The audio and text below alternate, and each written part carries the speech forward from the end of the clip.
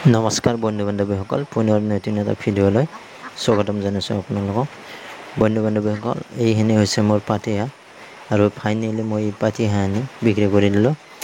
তো মোৰ ইয়াত কিমান টকা খৰচ হৈছিল আৰু কিমান প্ৰফিট হ'ল, আৰু বন্ধুসকল মই 2 ঘণ্টা সময় অফাৰ দিছিলোঁ পৰহি দিনা। তো সেইকাৰণে মোৰ এইবাৰ বেছি প্ৰফিট হোৱা নাই, কাৰণ 2 ঘণ্টাৰ ভিতৰত মই 8টা হাঁহ অফাৰ হিচাপে বিক্ৰী কৰিছোঁ। এটা 200কৈ বিক্ৰী কৰিছোঁ, কাৰণ মই অফাৰ দিছোঁ সেইকাৰণে 200কৈ বিক্ৰী কৰিছোঁ।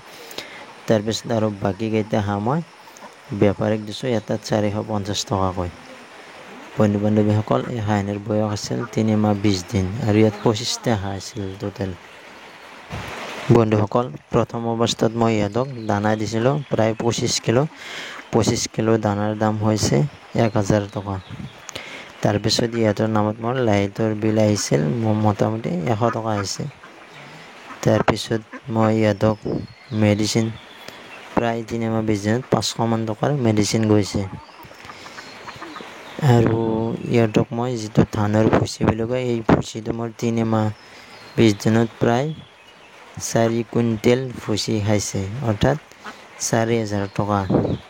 তাৰপিছত মই ইয়াৰ উপৰিও চাউল দিছিলোঁ মাজে সময়ে ভুচিৰ লগত মিক্স কৰি। চাউল প্ৰায় 100 কিলো চাউল খাইছে। 100 কিলো চাউলৰ দাম 1000 টকা। আৰু মোৰ টোটেল খৰচ হৈছিল ইহঁতৰ নামত 6600 টকা। বন্ধুসকল, আৰু মোৰ হাঁহ বিক্ৰী কৰি টকা পাইছিলোঁ 8টা হাঁহ মই অফাৰ দিয়াৰ কাৰণে এটাত 200কৈ বিক্ৰী কৰিছোঁ। 2 ঘণ্টা সময় অফাৰ আছিল, তো 8টা হাঁহ মই 1600 টকাত বিক্ৰী কৰিছোঁ।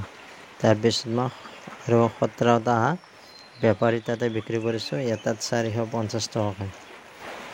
আৰু হাঁহ বিক্ৰী কৰি মই পইচা পাইছোঁ 1600 আৰু বেপাৰীৰ তাতে 7650 টকা। টোটেল 9250 টকা মই হাঁহ বিক্ৰী কৰি পইচা পাইছোঁ।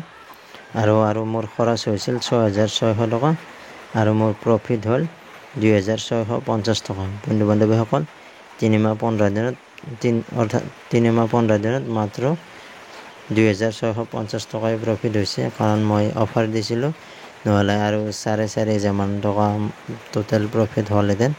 তো বন্ধু বান্ধৱীসকল, ভিডিঅ'টো চাই কেনেকুৱা পালে কমেণ্ট কৰি জনাব আৰু চেনেলটো ছাবস্ক্ৰাইব কৰি ল'ব। Thank you. জয় অসম।